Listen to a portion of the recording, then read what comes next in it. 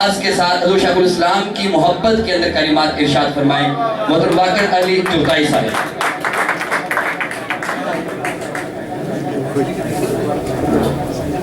बिस्मिल्लाहिर्रहमानिर्रहीम। मेरी तरफ से आप सबको कायद डे मुबारक हो।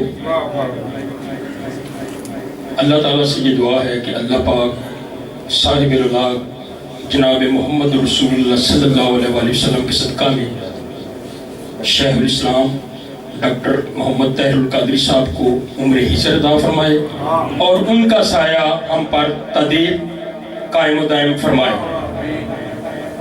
ट्रैक के साथ कलाम पेश कर रहा हूँ। जीवे जीवे ताहिर जीवे ते जिसले ताहिर आना ते नाल तुसां भी कहना कि बंदा खामोश ना रहे। जेड़ी महफिल गुजर गई और जिवें तुहां एडे अच्छे पढ़न वाले माशाअल्लाह तुहां उन्हां दा साथ नहीं दिता। अज खुशी का मौका है, जश्न का मौका है। जे अज भी साथ नहीं देना तो फिर साल बाद जिंदगी रही थी। साडी भी रब रखे ते शेखुल इस्लाम साहब की भी रखे तो फिर इंशाअल्लाह। अज लाओ जनाब ट्रैक।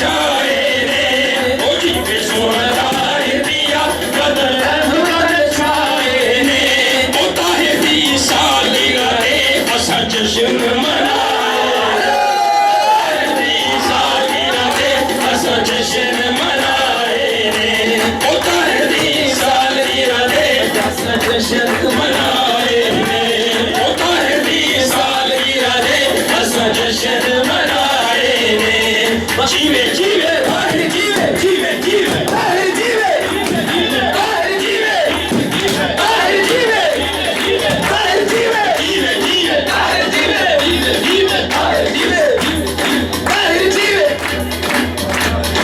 जीवे जीवे ताहे जीवे जीवे जीवे ताहे जीवे जीवे जीवे ताहे जीवे जीवे ताहे जीवे जीवे जीवे ताहे जीवे तशरीफ रखें बहुत शुक्रिया आपका बहुत शुक्रिया